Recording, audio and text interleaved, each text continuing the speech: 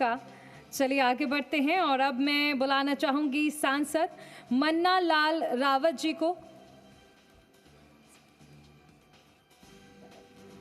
आप सभी को प्रणाम जी। राजस्थान को बहुत बहुत आभार, आप सभी से मिलाने का अवसर प्रदान किया।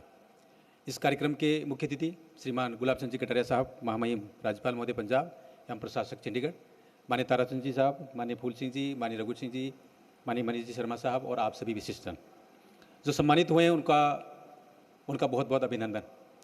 आप विशेष हैं मेवाड़ के लिए और द बेस्ट जो आपको करना था वो आपने किया है और आप प्रेरणा के स्रोत हैं।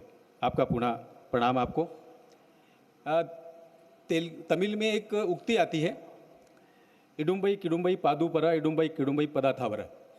उसका आशय ये होता है कि हमारा अपना एक मूल स्वरूप है जिसको हमें संभाल के रखना है, लेकिन जब अनुकूल परिस्थितियाँ आएंगी तो हमारा द बेस्ट देना है।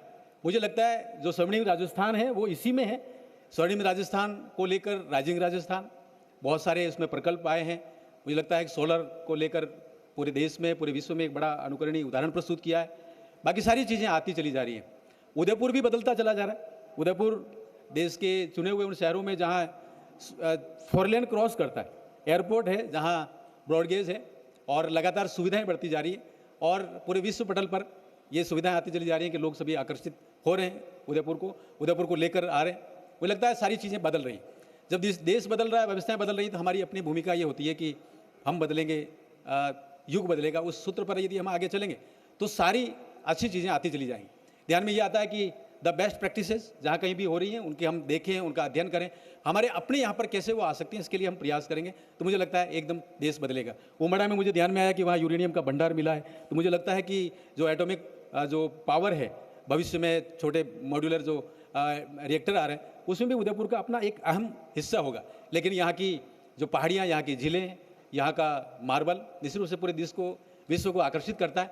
मुझे एक प्रसंग आपके सामने रखना है। पिछले दिनों 20 नवंबर को एक फैसला आया सुप्रीम कोर्ट का, अरावली को लेकर काफ़ी कुछ चीज़ें उसमें कही गई। उसका जो पैरा नंबर 20 है, पूरा फैसला मैंने पढ़ा तो पैरा नंबर जो 20 है वहाँ से लगाकर 50 तक, लेकिन ऑपरेटिंग पार्ट 50 में वह कहता है कि एक मास्टर प्लान बनाना है सरकार को, सस्टेनेबल माइनिंग कैसे हो। मुझे लगता है ये अद्भुत है, ये होना चाहिए, उससे अरावली बचेगी। और जो कहा गया है कि 98% अरावली को कुछ नहीं होगा, वो ऑपरेटिंग पैरा जो 50 नंबर है उसमें है। मुझे लगता है अरावली के साथ हमारा भविष्य जुड़ा हुआ है और स्वर्णिम राजस्थान के भी सपने जुड़े हुए हैं। ये सब कुछ इसमें प्रोटेक्टेड होते हुए होगा। मुझे लगता है ये अद्भुत है। आप सभी को प्रणाम करता हूँ, मंच को प्रणाम करता हूँ और आप सभी को सम्मानित हुए उनको अभिनंदन करता हूँ। आप ऐसे ही आगे बढ़ते रहें और प्रेरणा स्रोत बने रहें। आप सभी